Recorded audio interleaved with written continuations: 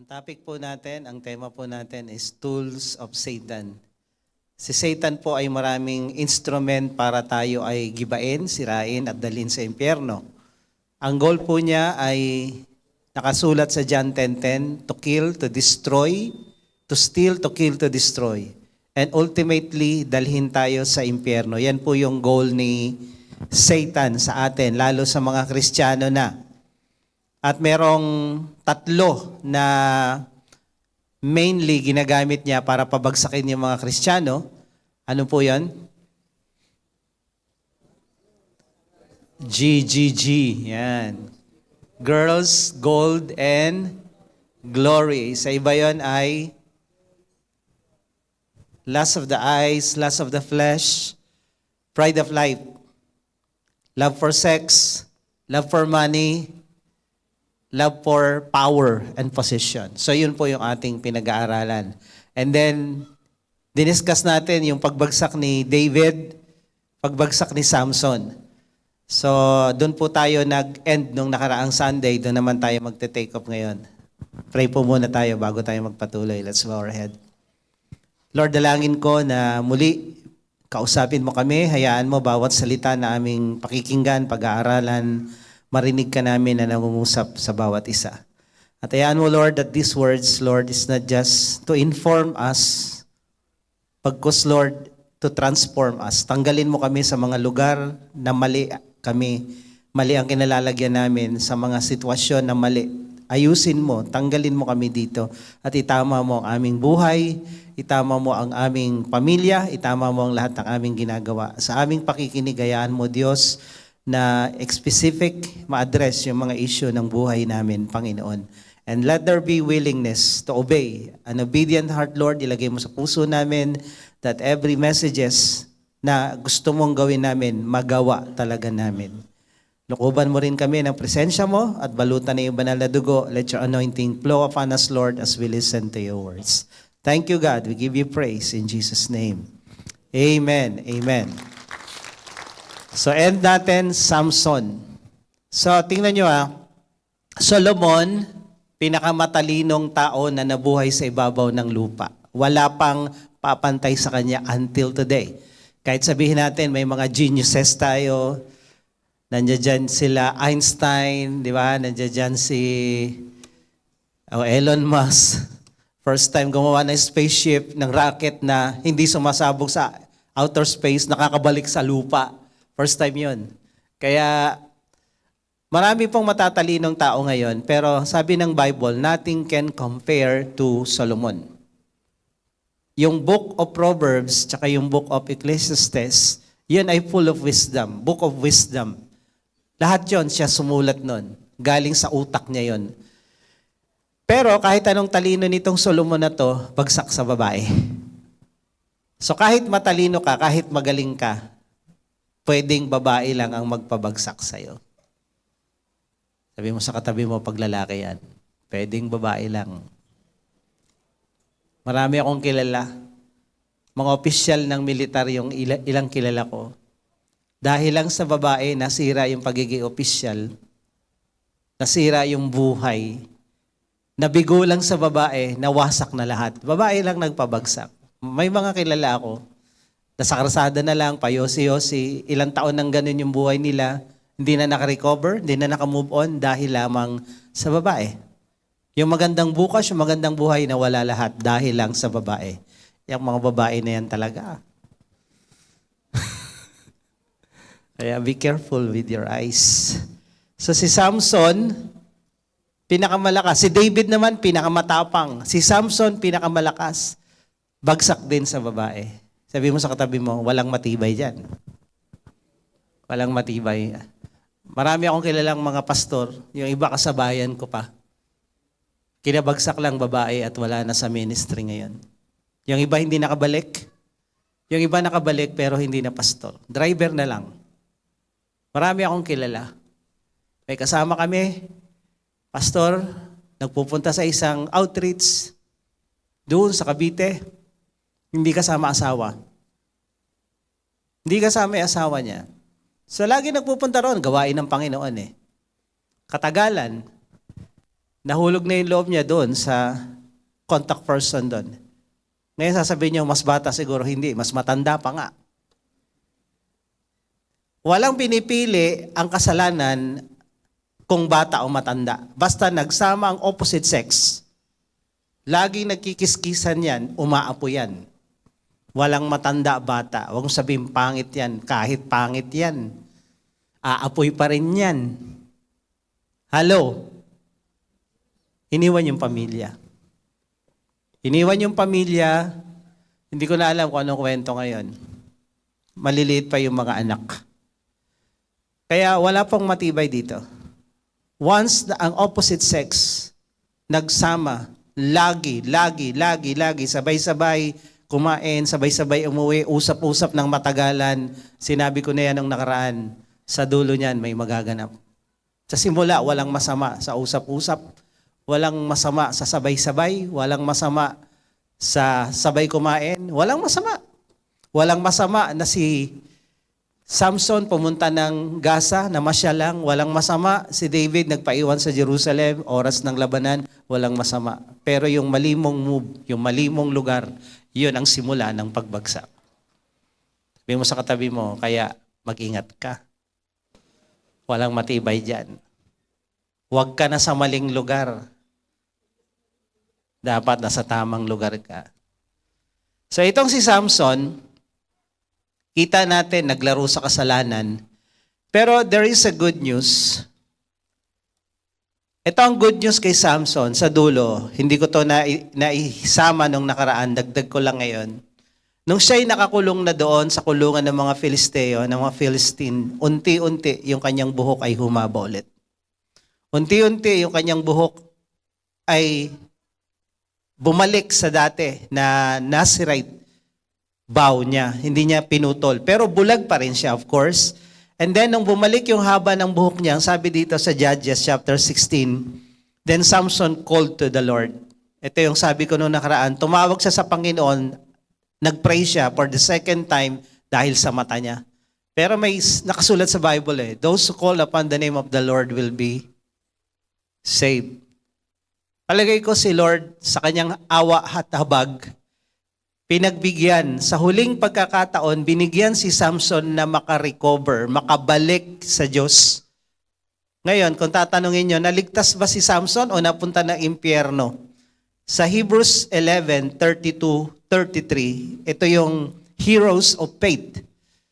Kumbaga sa Eastwood, may mga nakalagay doon, yung mga star, Hall of Fame. Doon sa Korea, kung mahilig kayo sa mga BTS, tsaka merong mall doon, nakalagay sa gilid ng karsada, papunta doon sa mall na pinuntahan namin, yung mga mukha nila, yung mga sikat na mga K-pops doon. So, ganun dito sa Hebrews 11, nakalagay doon yung mga pangalan ng mga sikat na mga anak ng Diyos in the Old Testament na nagtagumpay. At kasali ang pangalan ni Samson.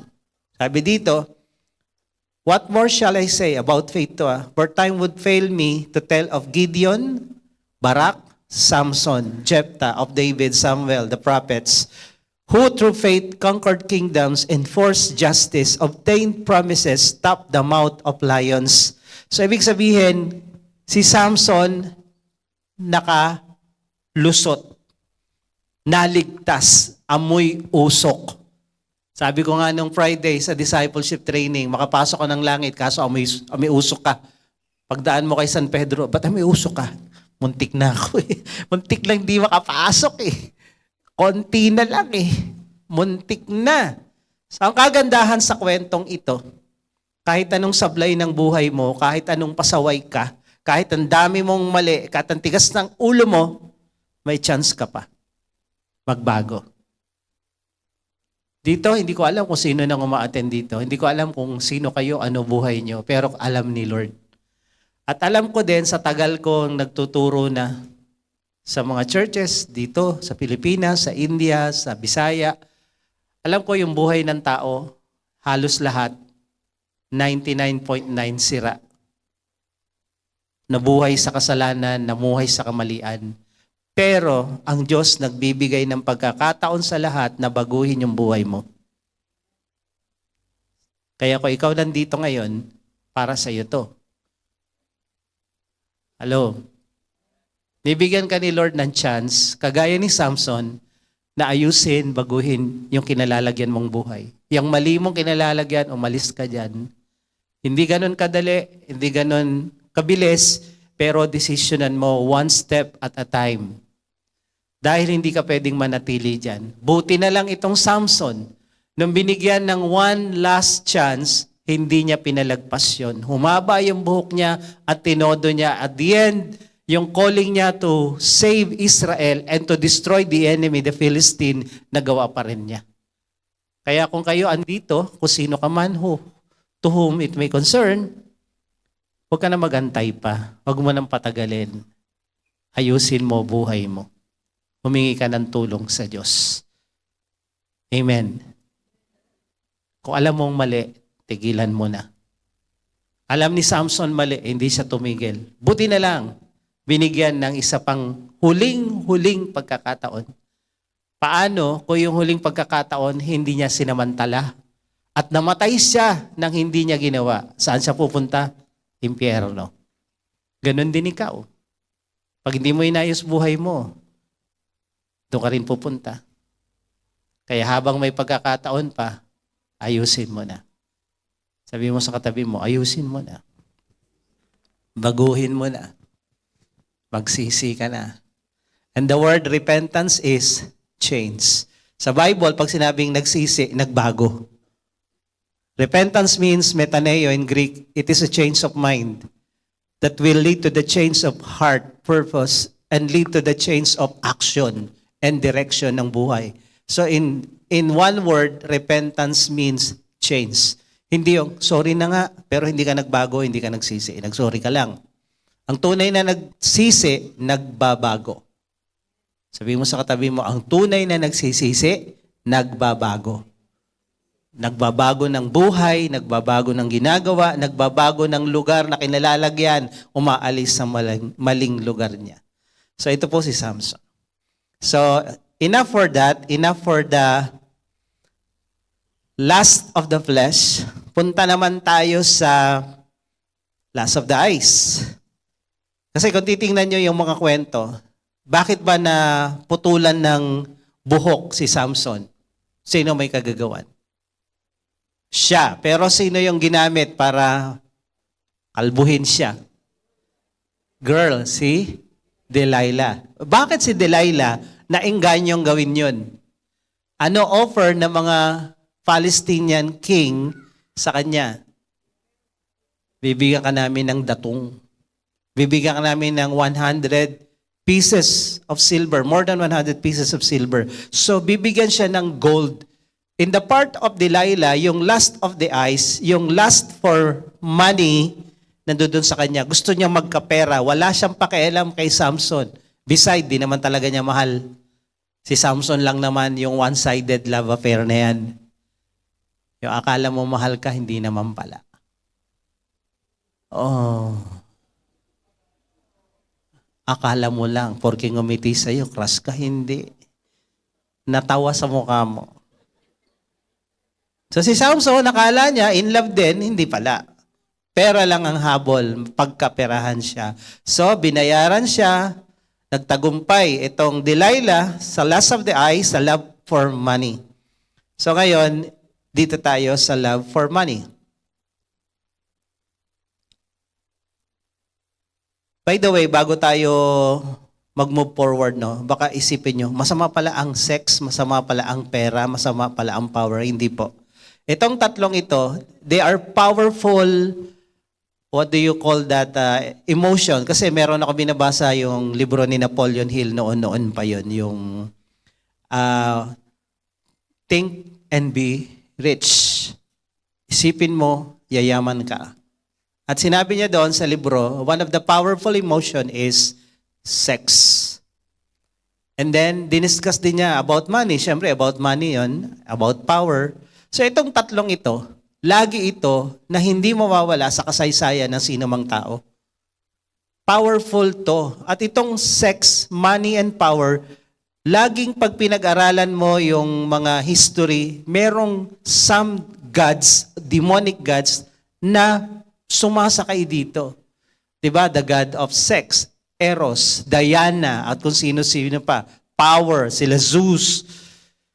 Money, sila Pluto, sila yung nag-ano sa Olympic, yung god na yon na kulay violet.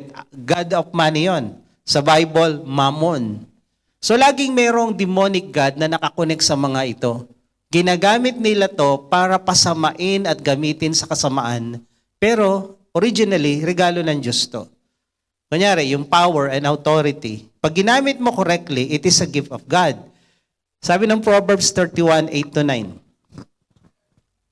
Power and influence is a gift from God. Sabi dito, speak up for those who cannot speak for themselves. Ensure justice for those being crushed. Yes, speak up for the poor and helpless and see that they get justice. Pag binigyan ka ng kapangyarihan, ng authority and influence, power, ang layunin mo ay ipagtanggol yung hindi kayang ipagtanggol yung sarili nila. Yung walang kakayanan magsalita sa kanilang karapatan, ikaw ang tagapagsalita. Alam niyo sino dapat gagawa nitong mga to? Maliban sa atin. Sino? Ha? Politiko. Bakit ka boboto na isang congressman? Para representative mo doon sa kongreso, tagapagsalita mo, natin. Pero sino pinagsasalitaan nila? Sino pinagtatanggol nila? Dapat tayo eh. Hello? Ito ang trabaho ng mga congressman. Tagapagsalita ng taong bayan na nasasakupan nila. Kunyari, yung mga party list, di ba, sabi nga ni Diwata, pag ako nanalo, lahat kayo vendor. At mayayaman na vendor. Di ba? Tagapagtanggol siya ng mga vendor. Kasi party list. Kung ikaw, agimat party list. O di lahat ng may agimat dito, tagapagtanggol ka ng may agimat. Sino may agimat dyan? Nakakaloko gobyerno natin, no? Pati may mga agimat, may party list. Party list mo, komunista. Lahat ng komunista ngayon, ipagtatanggol mo yung goal. Hindi man harapan, pailalim, pero yun yung goal ng party list mo, ipagtanggol yung layunin ng komunista. Supposed to be, kung agimat ka, lahat na may agimat, yun dapat ang purpose mo, pero hindi nangyayari. So, hindi nangyayari ito. Supposed to be, ito trabaho nila. To speak for their group. Ngayon, tayo bilang may influence, kaya ako nagpipigil. Actually, nagpipigil ako magsalita. Pero main calling ko kasi, speak the word of God.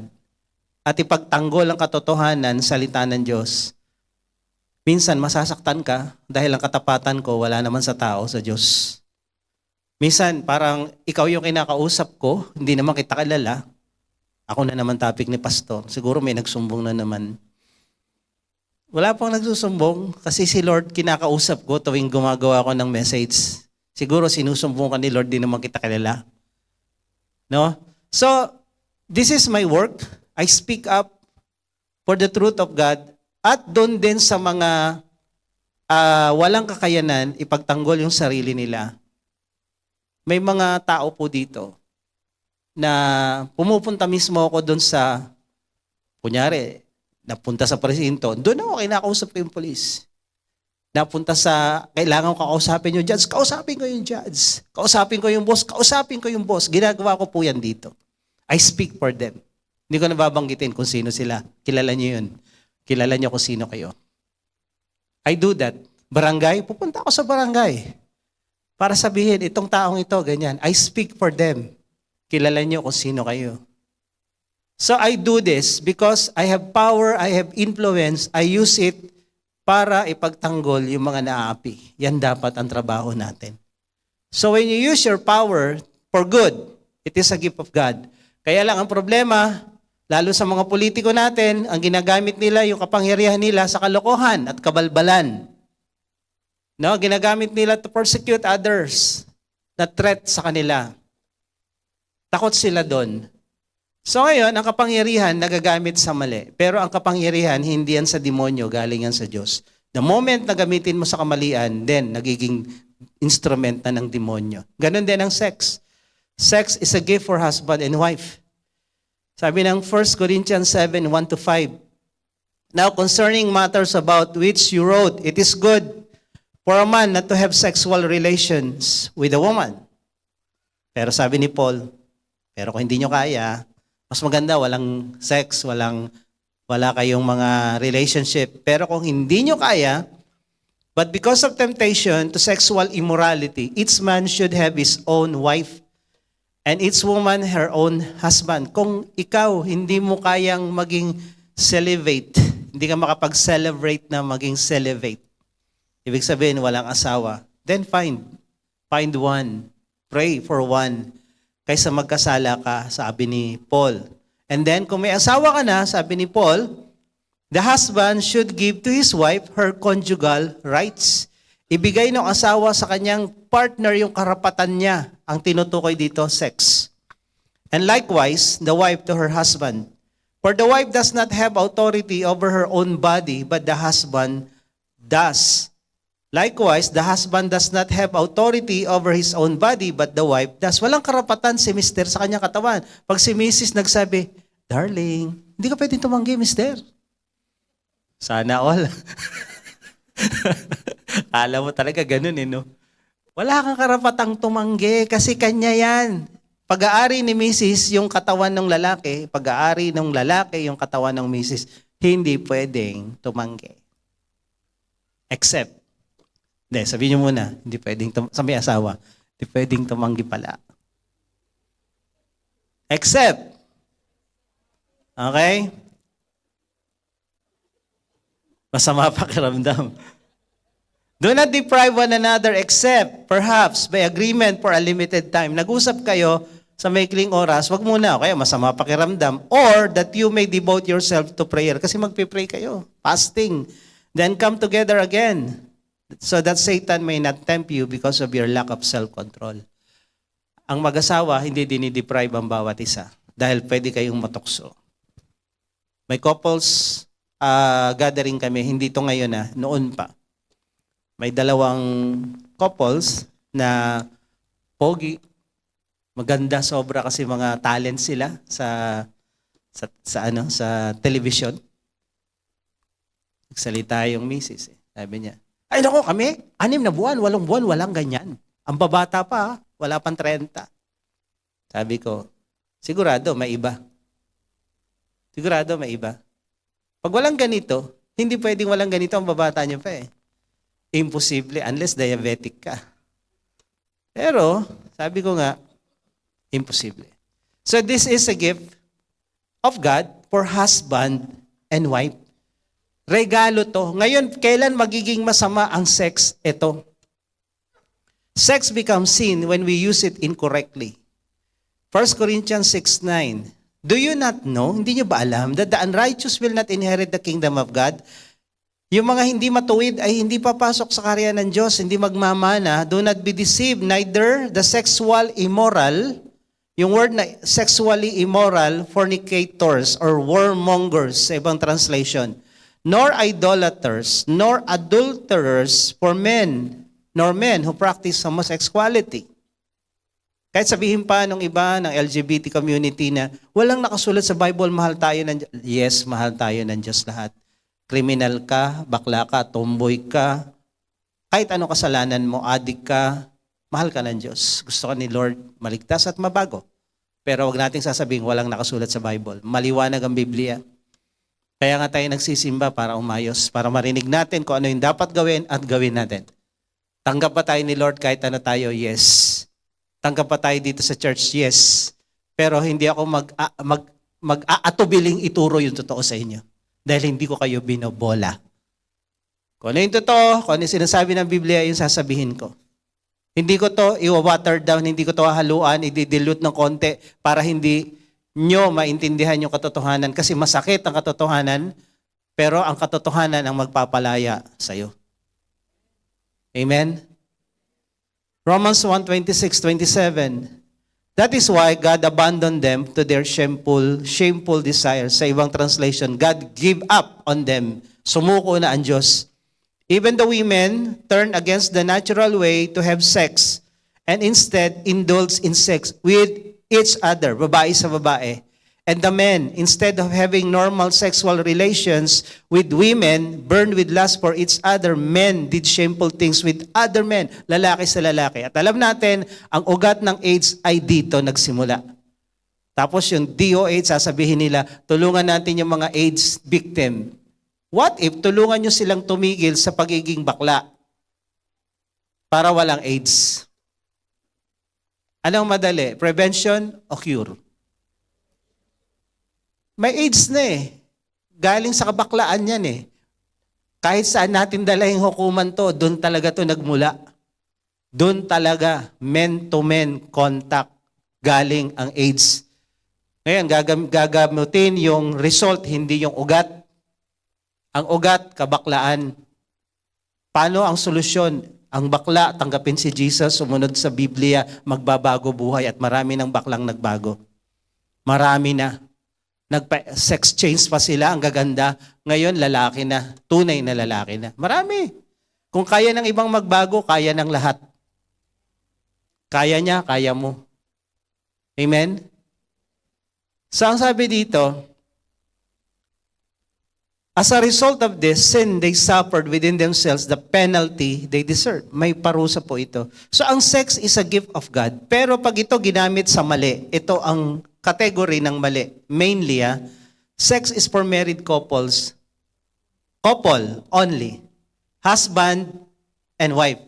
Pag sinabing couple, lalaki, babae, kasal. Okay? Lalaki, babae, kasal. Kasi ngayon sa society natin, kahit parehong lalaki, nagpakasal at sasabihin, siya ang wife, akong husband. What?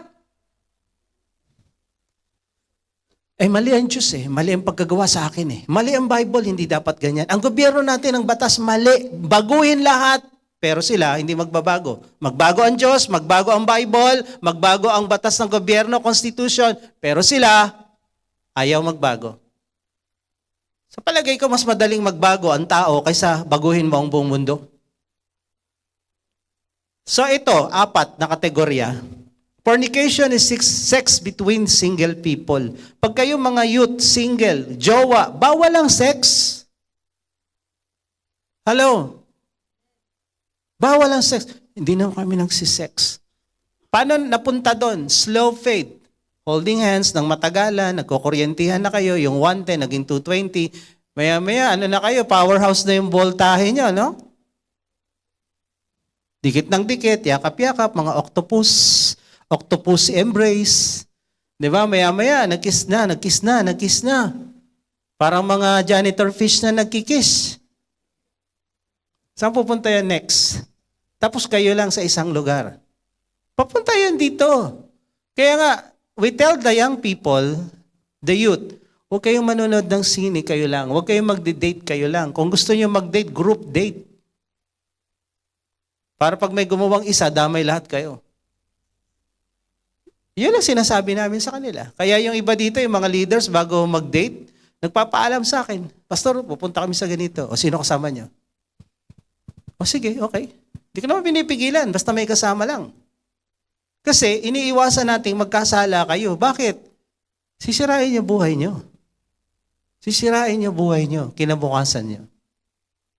So fornication is sex between two single people, hindi kasal.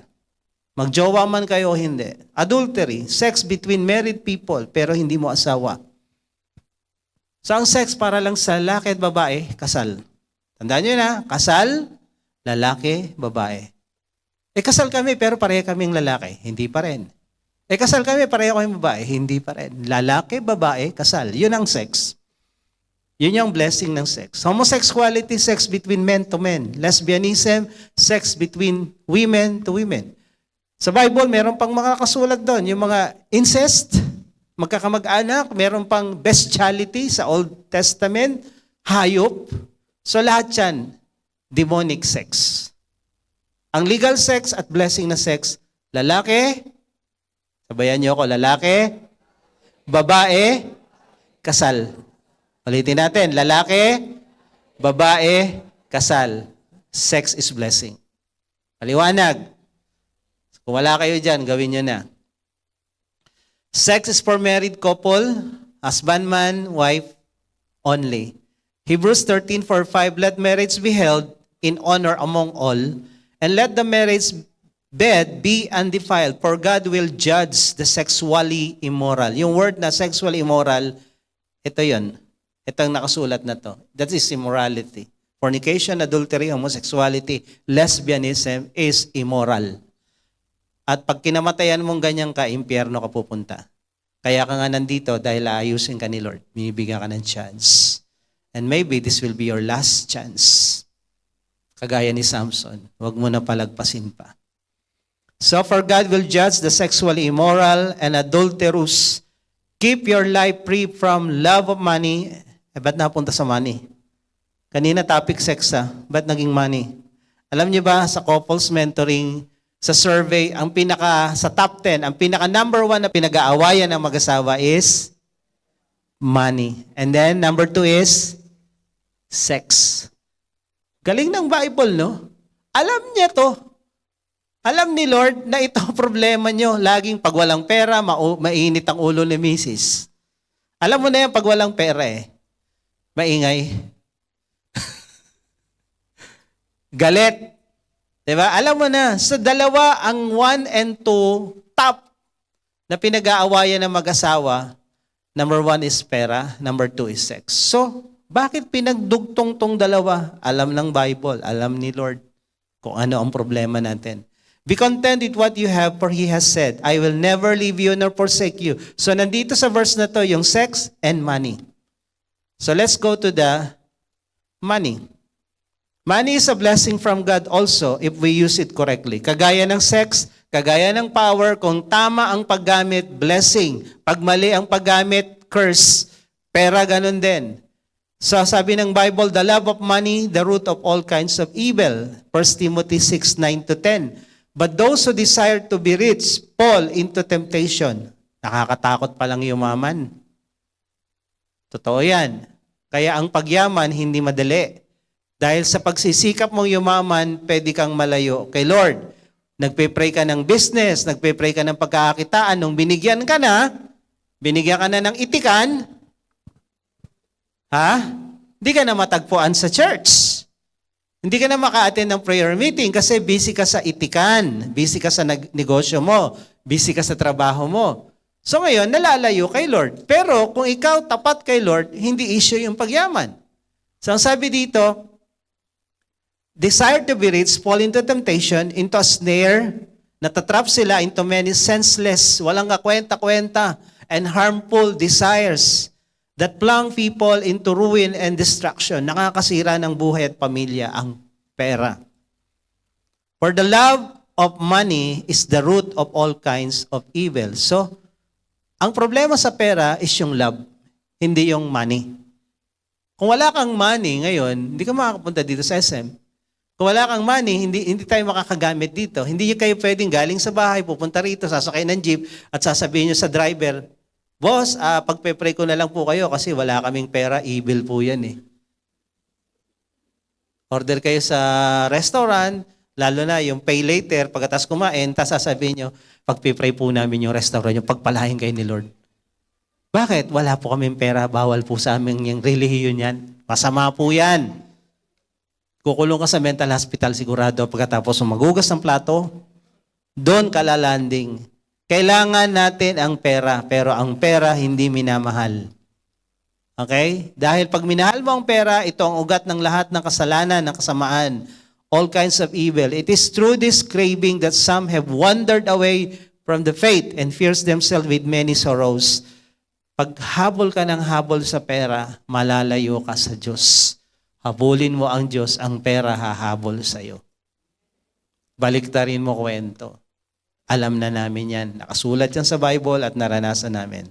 So anong problema sa love of money? Sa love of money, ito ang problema. Greed. Katakawan, kadamutan, kasakiman, covetousness. Gusto mo pang kunin yung hindi sa'yo. Gusto mo pang magkaroon. More. At dito, nag-worship ka na kay Mammon, the God of money and wealth. Ang tawag dyan, idolatry. Sa Colossians 3:5-6, tingnan nyo. Put to death therefore what is earthly in you. Patayin nyo na yung mga bagay na makamundo, makalupa sa inyong sistema, sa inyong katawan. Number 1, sexual immorality, impurity, passion, evil desire, and covetousness, greed sa ibang translation, which is idolatry. Ang covetousness at greed ay isang pagsamba sa Diyos-Diyosan. Sinong Diyos? Si Mammon. So pag mukha kang pera, wala ka nang inisip pagising sa umaga, kailangan ko ng pera. Saan kaya makakahanap ng pera? Saan kaya ka mauutang ng pera? Ay si Mammon na nagkocontrol sa'yo dahil nagpapaikot ng mundo mo si pera. Hindi yung pagising ko sa umaga, asan si Lord? Magpipray ako, mag-worship ako, magbabasa akong Bible. Hindi, asan yung pera? Naglinis ka, nawala yung 5 piso. Asan yung pera ko dito? Inaway mo na lahat. Si Mammon ang wino-worship mo. On account of this, the wrath of God is coming. Pag ganito ang sistema ng buhay mo, immorality, covetousness, greed, idolatry, ang galit ng Diyos parating na. It's coming. Matthew 6:24, no one can serve two masters, for either he will hate the one and love the other, or he will be devoted to the one and despise the other. You cannot serve God and Mammon. Hindi pwedeng sabay na maglingkod sa Diyos at sa pera.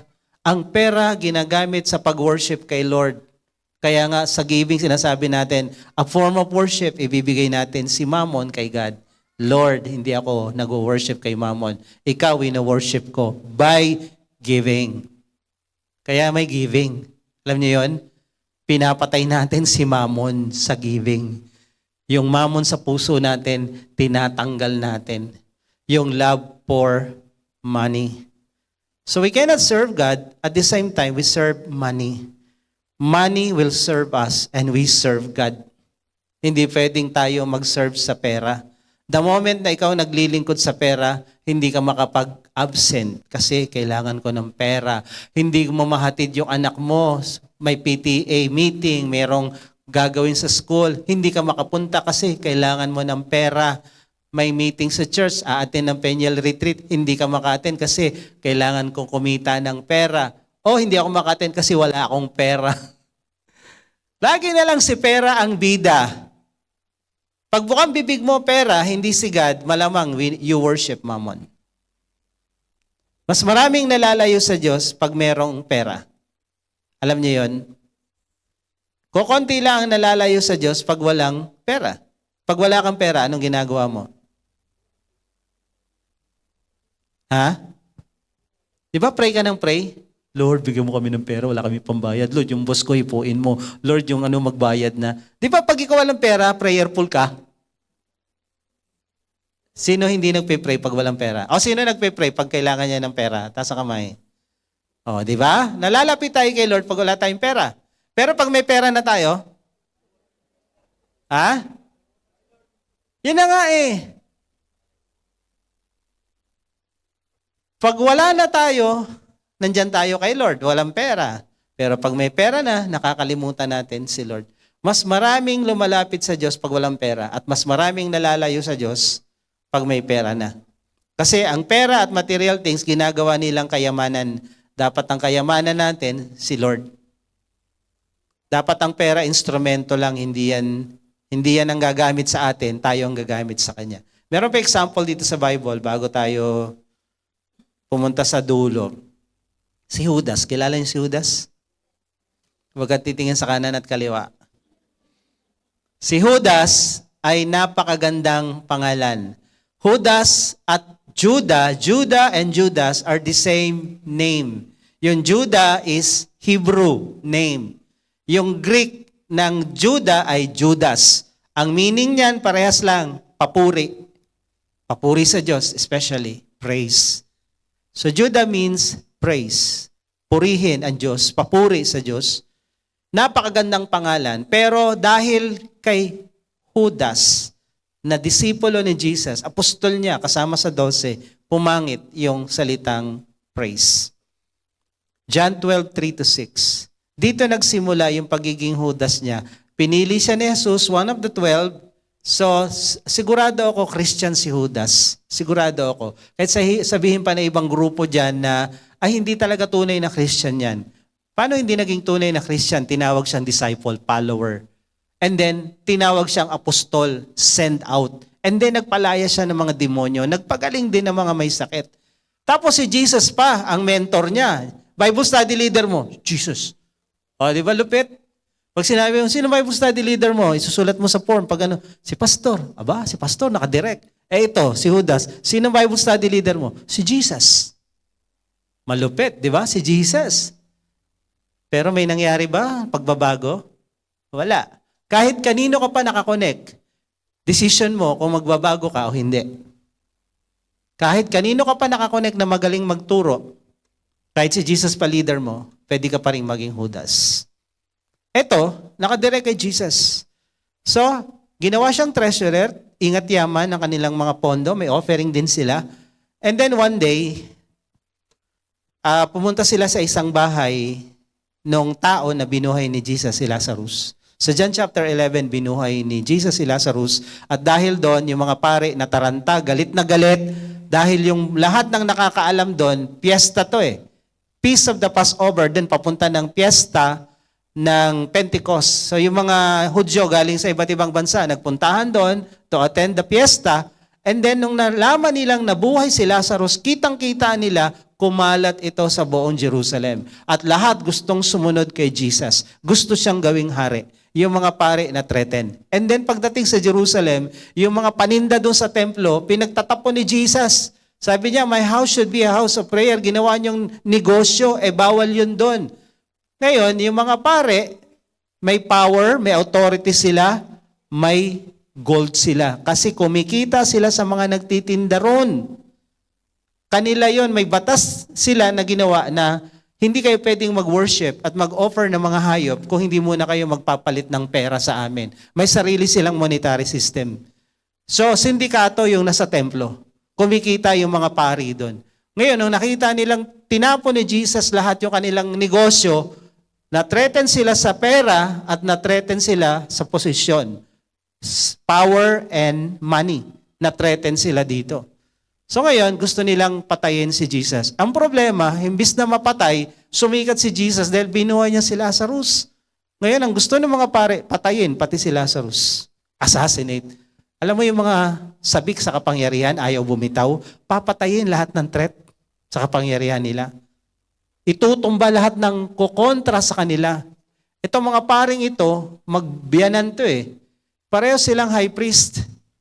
Si Caiaphas, si Ananias. Control nila yung pera sa templo. Yung negosyo sa templo. Yung kapangyarihan sa Israel, control nila. Pati yung mga Romano, napapasunod nila. So ayaw nilang may mang-agaw ng kapangyarihan. So ganon ka-corrupt ang power, di ba? Power corrupts. And absolute power corrupt absolutely, sabi nga. So ito sila. So gusto nilang assassinate si Jesus at si Lazarus. Naghahanap sila kung sino yung pwedeng gumawa ng paraan para mapatay. Ngayon, pumunta si Jesus uli sa bahay nitong si Lazarus at doon nagkaroon sila ng fellowship. Yung kapatid, si Mary, kumuha ng isang pabango, expensive ointment made from pure nard. Itong halaman na to ay galing ng India, Tibet, Himalayas area at China. Wala ito sa Middle East. Pero sa Middle East, marami silang mga bulaklak doon. Alam niyo ba yung mga perfume galing sa bulaklak yan? Nung galing kami na Egypt, pinakita sa amin, ito, dito ginagawa yung Chanel, ito yung ginagawang Bulgari, ito yung bulaklak na yan. In-export sa Europe yan, then ibabalik perfume na yan. So, pinakita sa amin yon. Ngayon, itong perfume na to, sabi dito, napakamahal. Nung kinuwenta ko sa local natin peso ngayon, 67,140 pabango. Meron kayong pabangong ganon? 67,000? Kami, nakatikim lang kami ng pabango na napakamahal nung may mga nagregalo at mabango pala. Pero ang hirap bilihin kasi imagine mo, bili ka ng Bulgari, 6,000, 7,000, di ba? Ito, 67,000. Kaya pag nasa ibang bansa kami, mura, tsaka lang kami nakakabili ng mga ganon na nakasale. O, kunyari, Bulgari, 3,000 lang. Edi bilhin mo na. Eto, 67,000. Bibili kayo nito? Meron pa bango? 67,000? Ang mahal naman niya. Kaya sabi ni Judas, sayang, dapat ipamigay na lang natin sa mahihirap. Sinabi niya ito, hindi dahil nagmamalasakit sa mahihirap, kundi magnanakaw siya. He was a thief and having charge of the money bag, and he used to help himself to what was put in it. Kinukupitan niya. So, ang mahal. Meron ba talagang pabango na 67,000? Noon pa yan. Ito po yung pinakamahal na pabango nung last na tinuro ko to, DKNY, $1 million. Pero meron ng lumitaw na bago, $1.5 million, bago to. Morial Paris de la Monde, sur mesure. Kaya pag kayo may nanligaw sa inyo, sabihin mo, bilhan mo muna ako niyan. Sigurado, hindi kayo magkakatuloy yan. Magkano yan sa peso? 58 ang dollar ngayon. So, times 1 million, 58 million pesos. Pabango. $300 per milli, per ml. Okay? So, may pabango palang mamahalin. At yun ang binigay kay Jesus. So, sabi ni Judas, sayang! Sabi din ng ibang alagad, sayang. Then after that, John 13:2, during supper, when the devil had already put into the heart of Judas Iscariot, Simon's son, to betray him. After nun, bago sila kumain, si Satanas nilagyan na yung puso ni Judas ng desire na i-betray mo, kailangan mo ng pera. Sayang yung pera yun. Sinayang lang ni Jesus. Binuhos lang sa paa niya. So si Judas ngayon, pinasukan ng idea ng demonyo kung ano yung gagawin niya na ipagkanulo niya si Jesus. John 13:26-27. Slow fade pa rin to eh. Nung sila'y naghahapunan na, yung Last Supper na, Jesus answered, may nagtanong, sabi kasi ni Jesus, one of you will betray me. Sabi ni Pedro kay John, tanungin mo kung sino. Eh si John, close kay Jesus. Tawag nga niya sarili niya, beloved of Jesus. Dumikit siyang ganun, sabi niya, Lord, who? Sino? Sabi niya, pag sinausaw ko tong tinapay sa alak na to, sa wine na to, at binigay ko sa kanya, siya yung Judas. Naalala ko tuloy noon, pag nagko-commune tayo, di ba, sinasawsaw. Tapos ibibigay sa atin, mga Judas pala tayo noon. Sabi ko, nabudol tayo na. Sasawsaw ni Father, na ibibigay sa'yo, Judas ka kasi. Kay Judas lang ginawa yun eh. Ba't tayo ginawang Judas? Ang tamang communion, kainin mo, inom ka ng wine. Hiwalay, hindi sausaw. So, sinausaw, sabi niya, kung kanino kayo bibigay ito, si Judas yun. Yun yung magtatraidor sa akin. So, when he did that, he gave it to Judas, the son of Simon Iscariot. Then after that, he had taken the morsel. Satan entered into him. Jesus said, what you are going to do quickly. So, unti-unti. Idea muna, desire muna, kailangan kong pera. Siguro, gipit siya nung time na yon. Kailangan kong i-betray si Jesus. Eh nung communion na, kaya nga mahirap mag-communion pag hindi tama puso eh. Sakit, sumpa, minsan demonyo pa yung pumapasok. Demonyo yung pumasok eh. The moment na kinain niya yung tinapay, hindi tama yung puso niya, pumasok ang demonyo sa kanya, na-possess na siya. Kaya sabi ni Jesus, gawin mo na agad kung anong plano mo. Alam niyo, the testing of a man, paano malalaman ang tao, bigyan mo ng pera. May mga tao, pag wala pang pera, ang babait eh. Pero na nagkapera na, demonyo na. Dalawang sukatan para malaman mo ang tao. Pera at kapangyarihan. Walang kapangyarihan, walang authority, wala posisyon yan. Ang bait niyan. Naka-tricycle lang yan dati. Pag pumapasok sa trabaho niya. Sa kongreso. Ngayon, naka-Porsche na. Dati, ang bag niya, sikosana lang. Ngayon, Gucci na. LV na. Hindi, may Gucci mahal ah. So, masusubok mo ang tao pag binigyan mo ng kapangyarihan at pera kung tatagal pa ba. Etong si Judas, hindi ko alam kung gano'n na siya sa simula pa lang na pinili siya ni Jesus kasama sa 12 disciples. Or, siguro kahawak niya ng pera, natukso siya. Dami nito ah. Wala naman tayong makakakita nito. Hindi naman ako kita ni Lord eh. Nasa lupa siya eh. Siguro, kaya nga ito eh, huwag nating tuksohin ng tao. Diba sa sex, sabi ko, huwag kayong magsuot ng mga 5 inches na palda o short na shortest. Huwag kayong manukso. Pera ganun din. Huwag kayong mag-iwan ng pera dyan. Baka yan, hindi naman talaga yan magnanakaw. Wala siyang ganun. Kaya lang, nung may opportunity na tukso, pwedeng ganun ang nangyari kay Judas. Unti-unti, slow fade. Natukso. Hanggang ang demonyo, sinaksakan siya ng mga plano, idea, then napossess na siya ng demonyo. So, paano kung pagsamahin mo yung kapangyarihan at pera, di madali na lang yung babae. 'Di ba? Kaya nga, ganun sa bansa natin eh. Ayaw bumitaw sa posisyon. Dahil pag may posisyon ka, may pera ka. At pag may pera ka, may babae ka. Girls, gold, and glory. Lust of the eyes, lust of the flesh, pride of life. Lahat yan dugtong-dugtong. Then one of the 12, sabi dito, pagkatapos pumasok ng demonyo kay Judas, agad-agad pumunta na siya doon sa mga pare. At sabi niya sa mga pare, magkano? Magkano ang pwede niyong ibigay sa akin para mahuli ang Jesus na yan? At sabi dito, they paid him 30 pieces of silver. Magkano kay Samson? 100. Mas mababa si Jesus. 30 lang.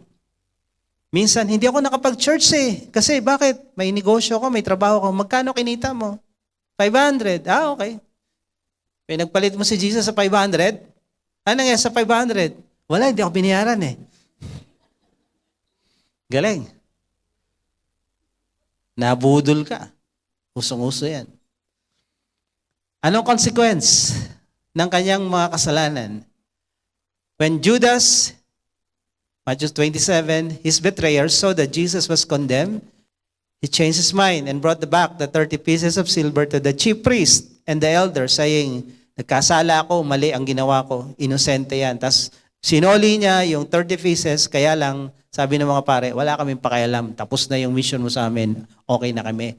And then, tinapon niya yon at siya'y nagbigti, nagpakamatay. Sumabog yung kanyang tiyan, lumabas lahat. At yung lupa na yon, yung 30 pieces, pinambili dun sa lupa na yon. So nagpakamatay si Judas. Last example, mabilis lang to. Sa Old Testament, si Gehazi. Si Gehazi, ang kahulugan ng pangalan niya, Valley of Vision. May pangarap. Or Valley of Avarice. Greed, katakawan, kasakiman. Parang Judah lang. Judah, praise. Pero ngayon, gusto niyo bang pangalanan ng mga anak niyo ng Judas? Sige, sino magpapangalan malakas ang loob sa anak niya? Anak, ang pangalan mo Judas. Judas ka, ha? Judas. Kaya pag tinawag ka ng teacher, Judas, nandiyan ka ba? Yes, ma'am.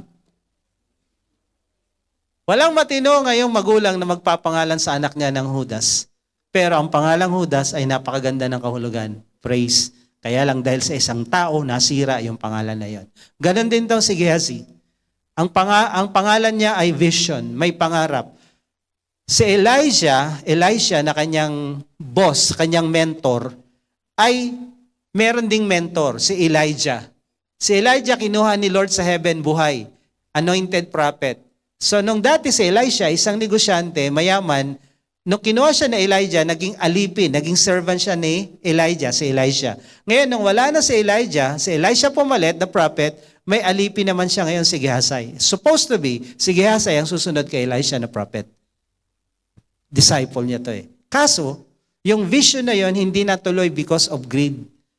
Pumunta yung isang general, si Naaman, general of Syria, doon para magpagamot, gumawa ng himala itong si Elisha sa kanyang ketong. At pagkatapos dito, lumubog nga doon sa ilog 7 times itong si Naaman. Pag alis sa ilog, gumaling na siya. So pumunta siya doon kay Elisha at nagbigay ng love gift. Binigyan ng mga kung anumang mga gamit na bitbit niya, damit, siguro silver o gold galing ng Syria. Hindi tinanggap ni Elisha. Nakita no kanyang servant na si Gehazi o Gehazi. Gehazi, the servant of Elisha, the man of God, said, "See, my master has spared this Naaman, the Syrian, in not accepting from his hand what he brought. As the Lord lives, I will run after him and get something from him. Tingnan niyo ha.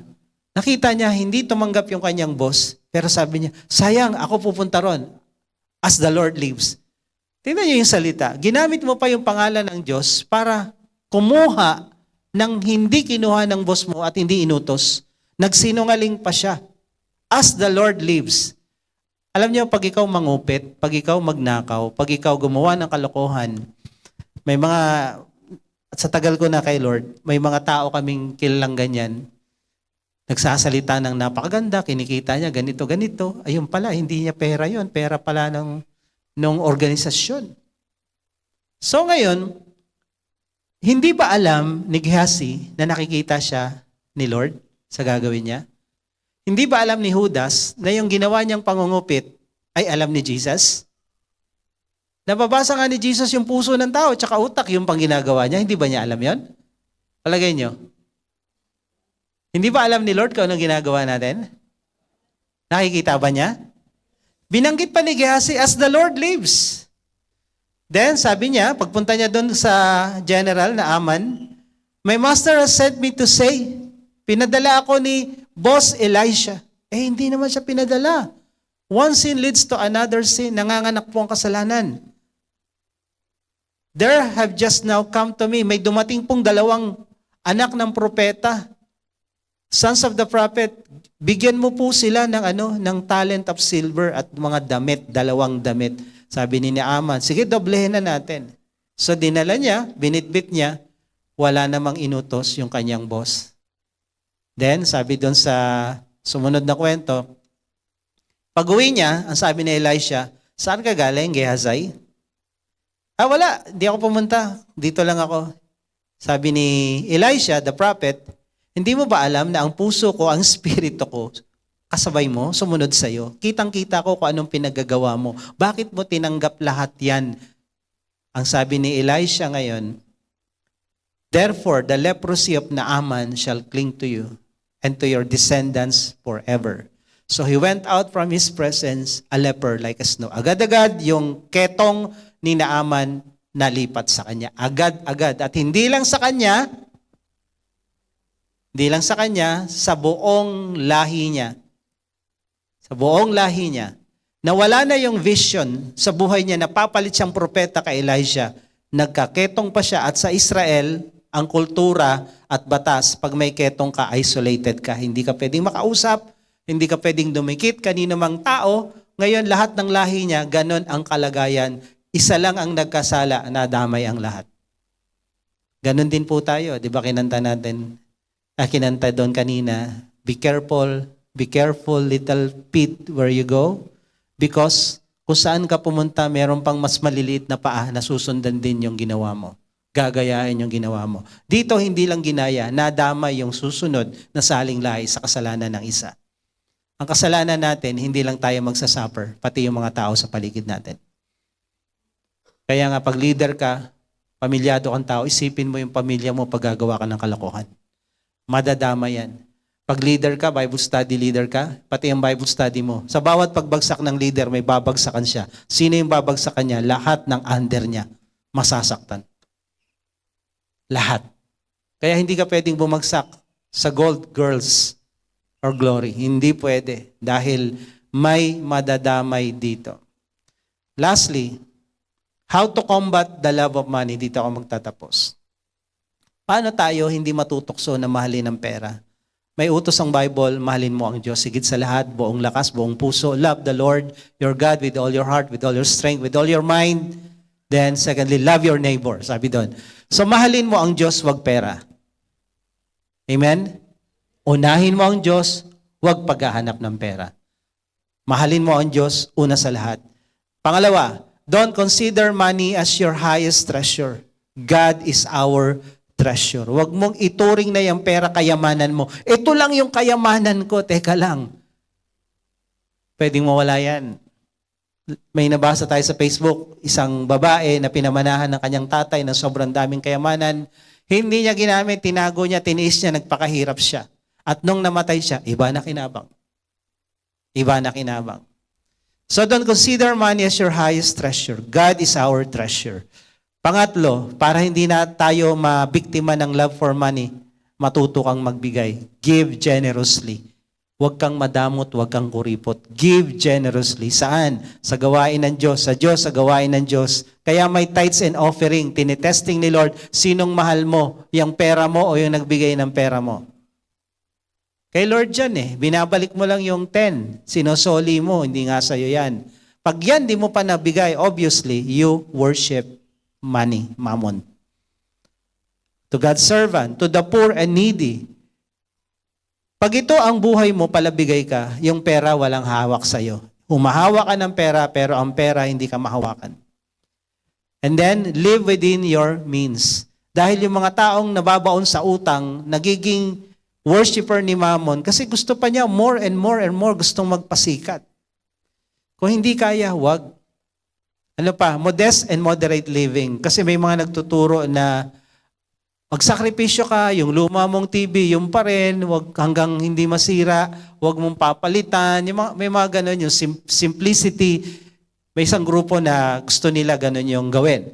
Tayo, gitna lang tayo. Kung ikaw ay ordinaryong tao, huwag kang bili ng damit every week. Unless modelo ka ha. Pag modelo ka, bumili ka talaga, kailangan mo yan. Doon sa mga nagtatrabaho na kailangan nilang pumustura, kunyari, dati nagne-networking kami, ang company namin, American company, million dollars company. And then sasabihin namin sa kliyente namin, $1 million company kami. Tapos yung sapatos mo, nakanganga. Yung ballpen mo, big, ditaktak pang ganon.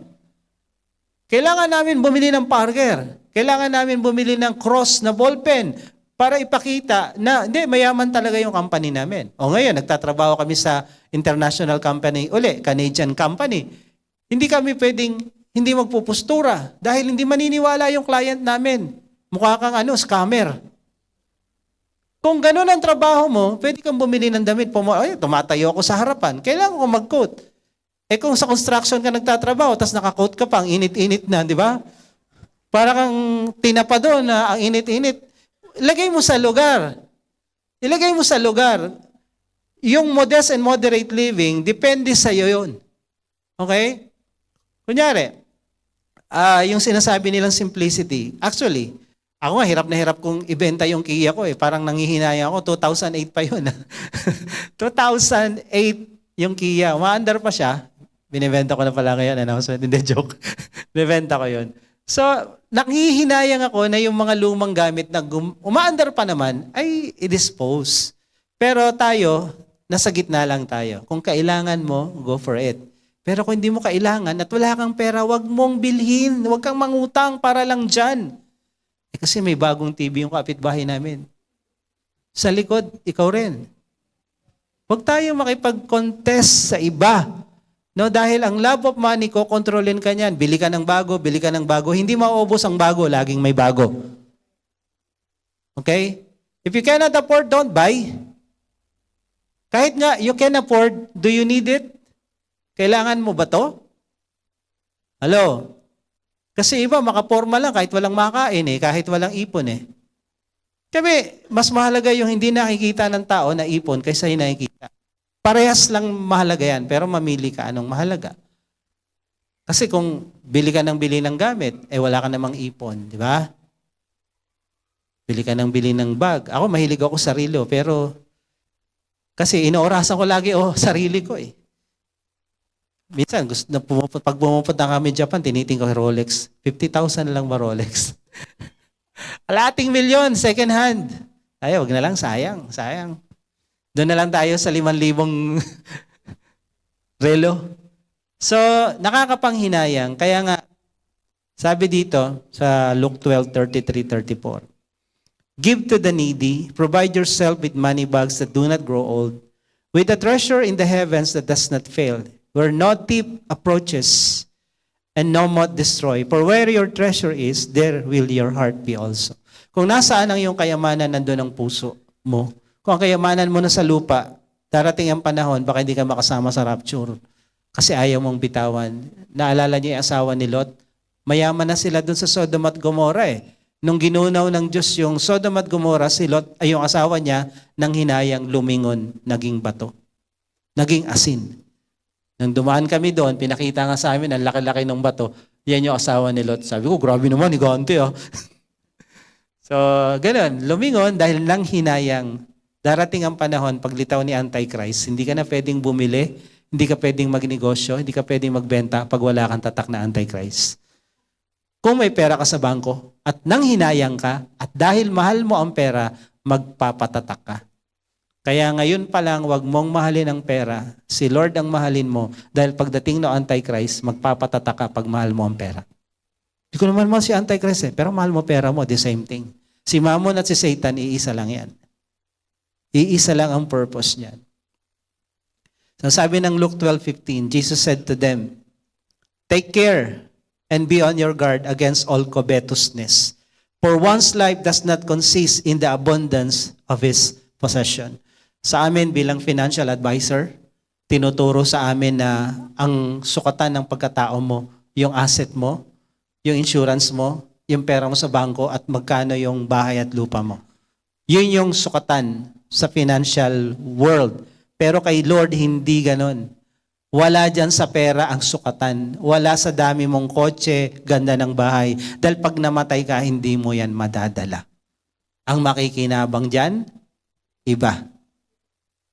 Kung anak mo, bata pa, yes.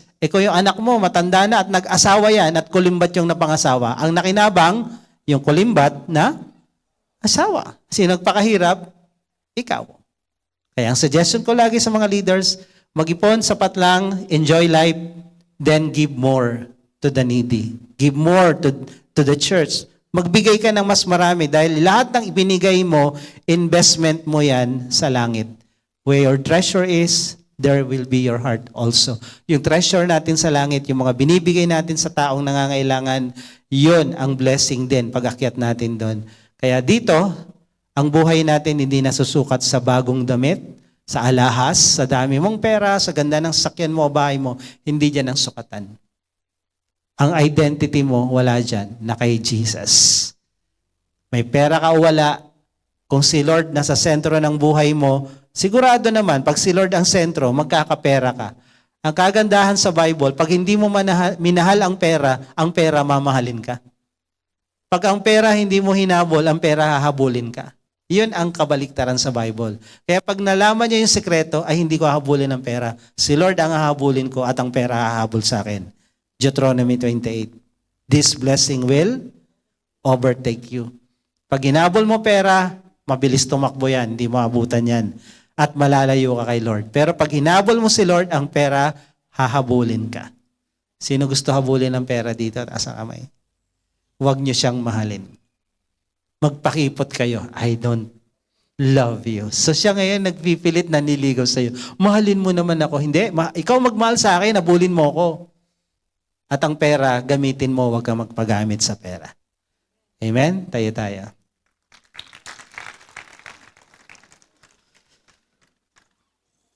So, be on guard. Covetousness, love of money. Huwag natin mahalin ang pera. Work for money, and let your money work for you, but don't be controlled with money. Okay? Ang Diyos hindi magkukulang kahit kailan. Basta inuuna natin siya. Okay, before we close sa prayer, sino po yung ngayon lang nakapunta dito? Pwede po bang wagayway ang kamay? Taas ang kamay.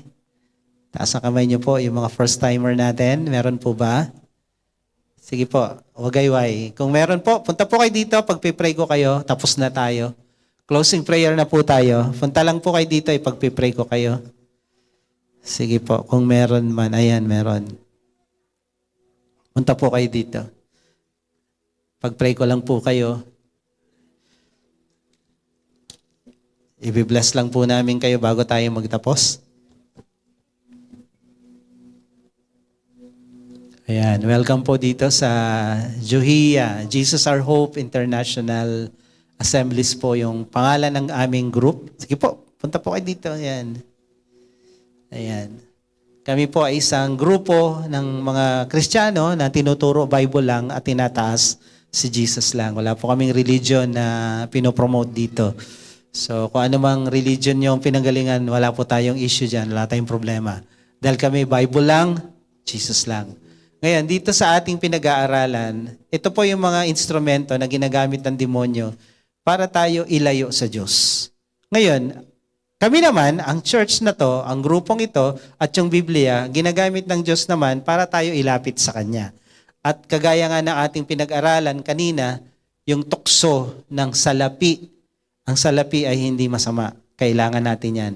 Pero ang tukso sa salapi ay yung mahalin natin to. Na lagi na lang pera na sa utak natin, mula umaga, tanghali hanggang gabi.